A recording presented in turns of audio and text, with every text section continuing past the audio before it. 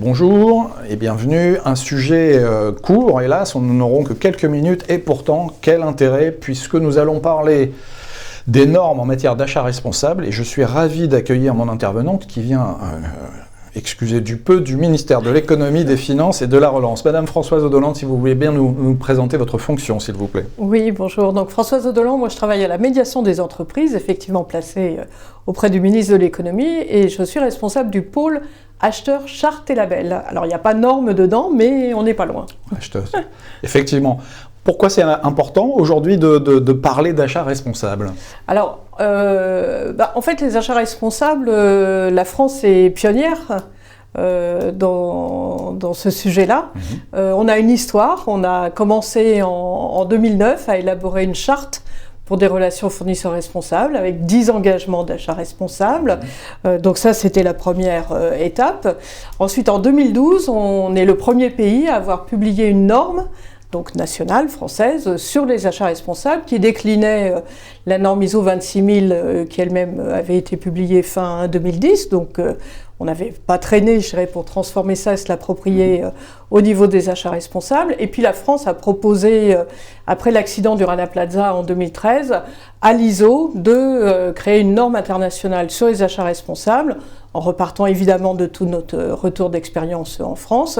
Et on a piloté les travaux de 52 pays qui se sont impliqués donc pour élaborer cette norme qui a finalement été publiée en 2017. Donc vous voyez que la France a été reconnue comme étant un leader sur ce sujet-là. J'entends, et puis j'ai entendu le mot de norme, alors ça me rassure, parce que plus sérieusement, si vous pouviez nous aider sur label, norme, cadre, quel est le cadre qui permet finalement de structurer aujourd'hui cette notion d'achat responsable en faisant une réalité, s'il vous plaît ? Oui, alors en fait, donc une charte ou une norme, c'est un texte de référence, un peu comme une constitution, donc là vous avez des grands principes.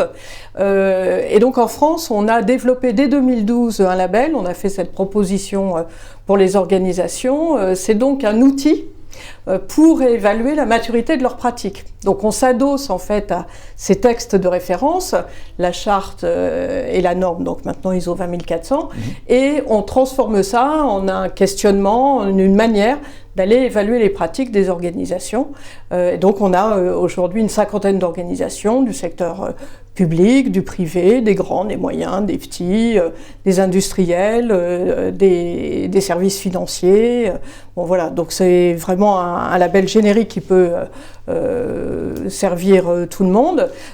Et donc dans cette démarche-là, on demande à ce qu'il y ait un évaluateur tiers externe, neutre et indépendant, que nous avons agréé et formé, viennent analyser les données préparées, les preuves tangibles préparées par le candidat au label. Donc vous voyez qu'il y a tout un processus en fait. Alors je peux adhérer à une charte, je peux avoir lu une norme, alors que pour obtenir le label, il va falloir que je mette sur la table en fait tous les éléments de mes pratiques. L'évaluateur va faire la photo, va faire le rapport, et un comité d'attribution va regarder à la fois ce rapport et nous demandons, parce que nous avons une logique de progrès, d'amélioration des pratiques, voire de transformation, et de bien les stimuler. On l'espère. Du coup, il y a un plan de progrès qui est une des pièces constitutives du dossier. D'accord. Et nous accordons de plus en plus d'importance à une troisième pièce au dossier, qui était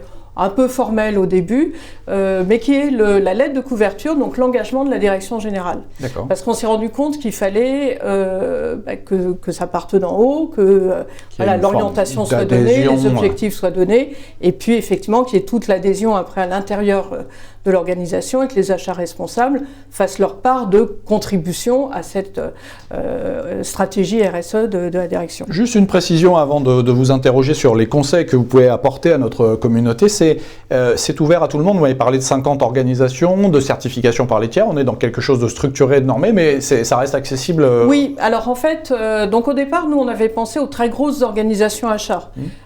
Donc par exemple les Orange, qu'on connaît bien dans le monde du cloud, les grandes banques, bon voilà. Donc on avait pensé au CAC 40, aux équipes qui ont 700 acheteurs, 1000 acheteurs, etc. Une approche top-down. Voilà, en se disant après ça va ruisseler sur la célèbre leur théorie. écosystème, etc. Bon, donc c'était eux qu'on avait visés. Et puis les TPE-PME ont levé le doigt en disant « et nous ? On n'a pas le droit, nous, de se faire évaluer, on n'a pas le droit de progresser et de bénéficier du dispositif, ce qui était un peu malvenu de notre part quand même. Donc on a adapté notre méthode d'évaluation pour ne pas valoriser que les procédures ou que les papiers, parce que dans les PME, il y a peut-être un peu moins de documents à montrer à un évaluateur, mais donc aller voir la vraie vie, interviewer les collaborateurs, enfin s'adapter. Et donc depuis 2017, on a ouvert le label, donc je vous remercie de la question, l'expérimentation des TPE et PME. On en a déjà une dizaine donc, qui ont fait la démarche et qui l'obtiennent. Excellent. Pas plus difficilement en fait, qu'un grand groupe. Elles ont d'autres forces et d'autres difficultés, mais du coup, elles y arrivent. Excellent, merci. Pour conclure, parce que vous voyez, le temps passe affreusement vite, les acteurs du cloud, quels conseils vous pourriez leur donner pour commencer à se positionner, pour ceux qui ne l'auraient pas fait déjà, sur cette notion d'achat responsable, s'il vous plaît? Alors, nous, on ne va pas s'arrêter là, parce que là, on a valorisé ce qui se passe en France, mais on va essayer de le porter au niveau européen en profitant de la présidence française de la Commission européenne au premier semestre 2022. Donc, ça va devenir de plus en plus incontournable. Hein. Donc, il y a l'expérience de la France qu'on apporte à l'Europe, puis après, ça reviendra certainement. Tous les acteurs en matière de RSE et d'achat responsable peuvent avoir leur part à jouer. Je suis un acheteur, et bien comment j'incite mes fournisseurs à être plus vertueux dans leur offre avec peut-être du verdissement, enfin on parlait des territoires avant, etc. Et puis je suis un vendeur, un provider, justement, comment est-ce que moi-même je vais faire attention à ma propre chaîne de valeur et à mes propres fournisseurs. Donc ça serait bien que le cloud soit au rendez-vous, que toute l'économie soit au rendez-vous. Et puis la médiation des entreprises est là pour les aider. Ah, parfait. Donc il y a tout un accompagnement qui peut être fait, il y a des ressources documentaires, il y a un club des ambassadeurs du label dont le directeur des achats d'Orange France est le président. Parfait. Donc il y a toute une communauté économique qui est prête aussi à aider les acteurs du cloud. Voilà. Excellent. Voilà, les portes sont ouvertes et la démarche peut être simplifiée et accompagnée par vos services. Donc on a aucune excuse de ne pas venir frapper désormais à la porte du ministère de l'économie, des finances et de la relance.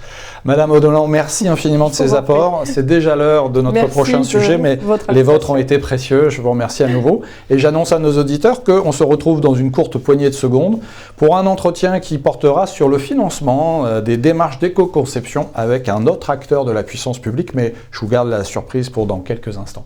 À tout de suite.